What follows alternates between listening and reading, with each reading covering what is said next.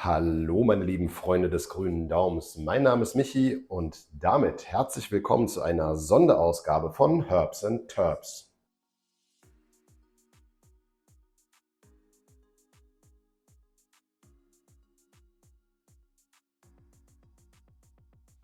Und wie ihr hier schon sehen könnt, habe ich mal was vorbereitet.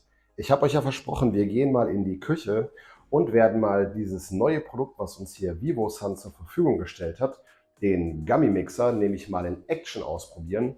Ich selbst konnte das Produkt schon testen und bin richtig begeistert.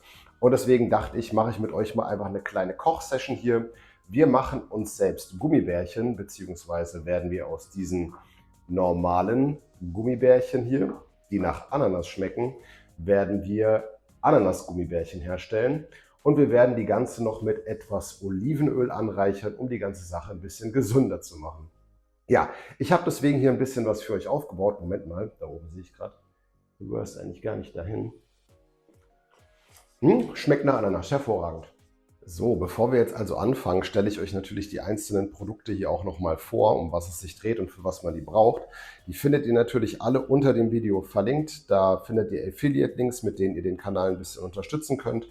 Und natürlich auch von unserem Partner VivoSun hier gibt es einen Rabattcode HerbsTerps. Verwendet den einfach auf der Seite von VivoSun und dann könnt ihr 10 bis 15% je nach Produktkategorie sparen.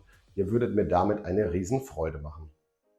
Und dann würde ich sagen, gehen wir doch auch mal direkt hier auf das Produkt hier ein, denn mit dem Gummy Mixer von VivoSun bekommt man auch diese Anleitung hier zugeschickt, wo noch mal so ein paar Details mit dazu stehen, also 400 Watt Stromverbrauch. Das ist letztendlich ein kleiner Art von Thermomixer, ja, also da ist eine kleine Rühreinheit drin. Wir haben das ganze Metall ummantelt, also der macht das warm und mixt dann letztendlich das, was wir da reingeben. Wir haben hier eine kurze Beschreibung, also wie man das Gerät richtig verwendet, ist auf Englisch. Müsst ihr letztendlich gucken, ob ihr euch das übersetzen lassen könnt. Das kann man ja mittlerweile ganz gut auch über eine App machen. Genau, also hier wird dann beschrieben, was man letztendlich tun muss, um Gummibärchen herzustellen. Und im zweiten Schritt auch alternativ, was man eben machen möchte, wenn man infundiertes Öl mit dazugeben möchte. Ich erspare euch jetzt das ganze Gelese, ich zeige euch das hier praktisch. Zum Thema infundiertes Öl möchte ich euch noch sagen, wir verwenden hier heute kein infundiertes Öl, wir werden Olivenöl zu unseren Gummibärchen dazugeben. Solltet ihr euch für das Thema infundierte Öle aber interessieren, empfehle ich euch auf jeden Fall den Kanal Mit was drin von Sonja Beker und ihrem Mann. Leute, der ist wirklich fantastisch, guckt rein, klärt euch auf, bevor ihr irgendwas mit infundierten Ölen macht.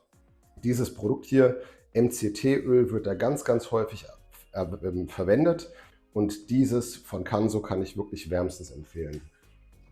Hier in dieser Anleitung finden wir aber auch noch, und das finde ich wirklich super von VivoSun, verschiedene Rezepte, um sich Gummibärchen herzustellen. Wir sehen, was hierfür benötigt wird und was letztendlich für Schritte dafür dann durchgeführt werden müssen. Wir sehen, jemand benötigt Gelatinenpuder, also Gelatine und Fruchtsaft und etwas weißen Zucker.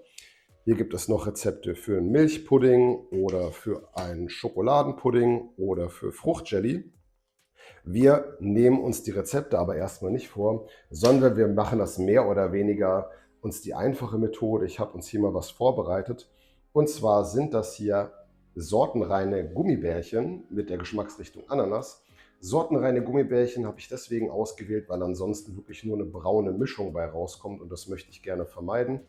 Ich habe mir deswegen mal Apfelgummibärchen und Ananasgummibärchen gekauft und da VivoSun uns ja schon diese wunderbaren Silikonförmchen hier mitgeliefert hat, habe ich mir gedacht, machen wir das doch mit Ananasgummibärchen.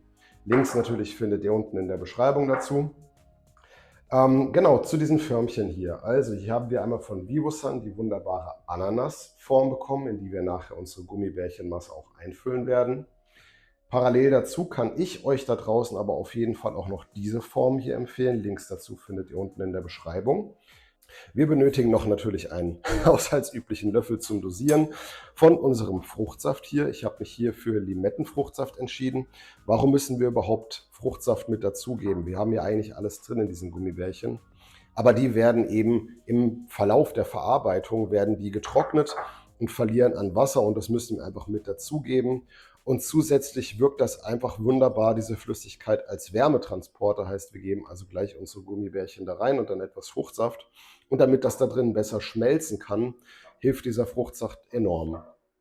Zu diesen Ölen habe ich ja schon was gesagt. Also das MCT-Öl wird verwendet für infundierte Öle.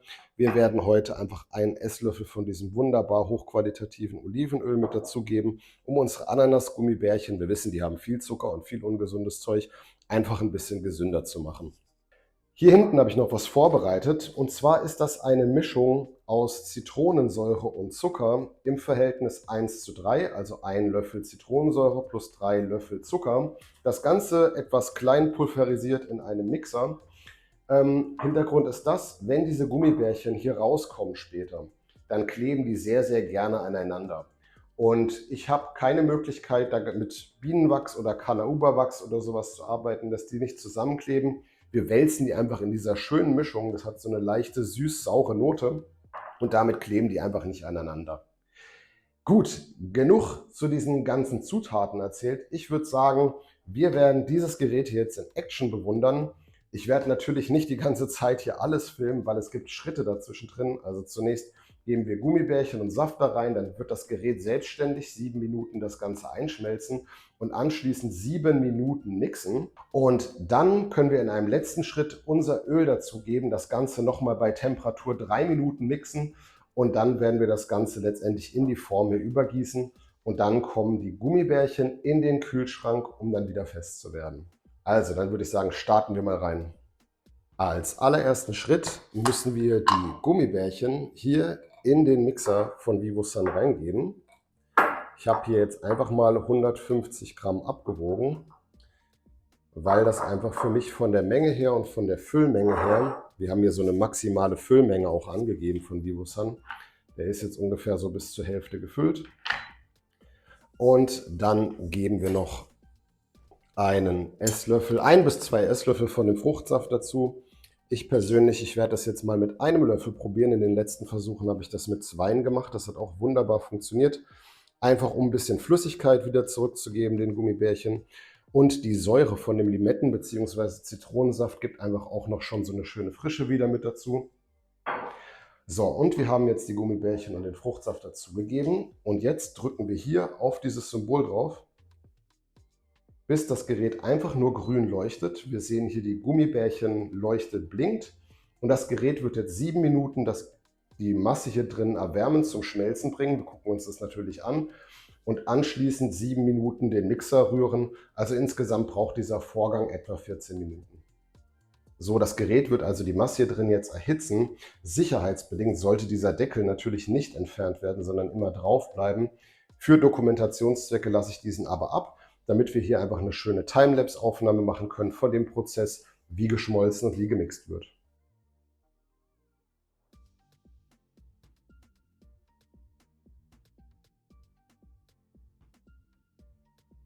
So, die 7 Minuten Mixen sind also durch. Gucken wir noch mal eben rein. Wir haben jetzt also eine homogene Flüssigkeit. Und wir könnten das jetzt letztendlich auch schon nehmen und in unsere Ananasform geben. Ja, dann hätten wir jetzt ganz normale Ananasgummibärchen. Oder aber wir verfeinern sie jetzt noch mit etwas gutem Olivenöl. Ich nehme jetzt hier einfach meinen Esslöffel und dann nehmen wir einen guten Esslöffel von dem schönen Olivenöl, geben es nun mit dazu. Und jetzt sagen wir dem Gerät, dass er 3 Minuten erwärmen und mixen soll. Dafür brauchen wir das weiße Licht. Und das Gerät legt sofort los mit dem Mixen und macht jetzt eine richtig schöne Vermischung. Das ist ganz, ganz wichtig, dass natürlich das Öl richtig schön gleichmäßig überall verteilt ist. Nicht, dass wir irgendwo stärkere Ölportionen haben oder irgendwo schwächere. Wir möchten ja, dass das Öl wirklich so gut es geht in jedem Gummibärchen natürlich gleichmäßig drin steckt. So, die 3 Minuten sind nun um. Wir haben jetzt hier drin unsere homogene Gummibärchenmasse, die Ananas-Gummibärchen mit dem schönen gesunden Olivenöl. Und ich habe hier schon was vorbereitet. Ihr seht, die Ananas-Gummibärchenform habe ich hier auf ein Brettchen gelegt, weil ich gleich nach dem Gießen das mit dem Brettchen direkt in den Kühlschrank geben werde.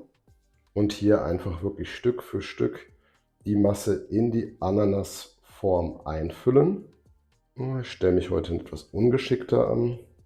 Ich habe mich jetzt nicht besonders clever hier angestellt, also ich werde auf jeden Fall das nächste Mal wieder 2 Löffel von dem Fruchtsaft nehmen, damit das Ganze ein bisschen dünnflüssiger ist. Aber ich möchte euch jetzt noch eine Sache zeigen. Ihr habt jetzt hier unten drin natürlich nach dem Abfüllen noch eine klebrige Masse drin. Zum Reinigen werde ich hier jetzt warmes Wasser einfüllen bis zum Maximumstrich und dann das Ganze nochmal 3 Minuten hier erwärmen und mixen und dann das Ganze einfach ausspülen, bis die ganze klebrige Masse hier draußen ist. Und die Ananas-Gummibärchen kommen jetzt für 24 Stunden in den Kühlschrank. So, ihr Lieben, jetzt sind keine 24 Stunden vergangen. Ich bin einfach so ungeduldig. Es ist derselbe Tag, aber ich habe die Gummibärchen dann einfach in den Gefrierschrank getan. Und jetzt können wir sie hier sehen. Also, wie gesagt, ist leider Gottes sehr dickflüssig geworden. Das nächste Mal werde ich die doppelte Menge an Fruchtsaft mit dazugeben. Aber hier für diesen Anschauungszweck ist es doch schon mal ganz gut geworden. Schaut mal hier. Hier haben wir eine Ananas, schön mit Struktur. Und weil die jetzt noch so ein bisschen sticky ist, schmeiße ich die hier sofort in diese Zucker-Zitronensäure-Mischung und dann bekommt die so eine Art Panade und dann klebt die nicht mehr. Und so, das mache ich jetzt mit allen, die schmeiße ich hier direkt rein. Ja, man sieht, die kleben dann auch ein bisschen aneinander und damit die das eben nicht mehr tun, werden die einmal paniert und so kommen sie dann hier raus. Jetzt könnte ich natürlich hier noch, wo es so ein bisschen unschön ist, so ein bisschen was an Gummimasse wegmachen. Aber ich schnabuliere mir die ja sowieso gleich hier rein. Das heißt, die kommen alle in die Panade. Und dann, kleiner Tipp für die Aufbewahrung dieser speziellen Gummibärchen, packe ich die nämlich alle in den Eisschrank rein. Da bleiben sie nämlich am längsten frisch. Ich mag das auch, dass die so einen leichten kühlenden Effekt haben. Und je nach Bedarf schnappe ich mir mal immer eins daraus aus der Packung, kommen dann in so eine Tupperbox rein und dann sind sie im Eisschrank und dann immer bereit, wenn ich gerade Lust auf so ein Gummibärchen habe.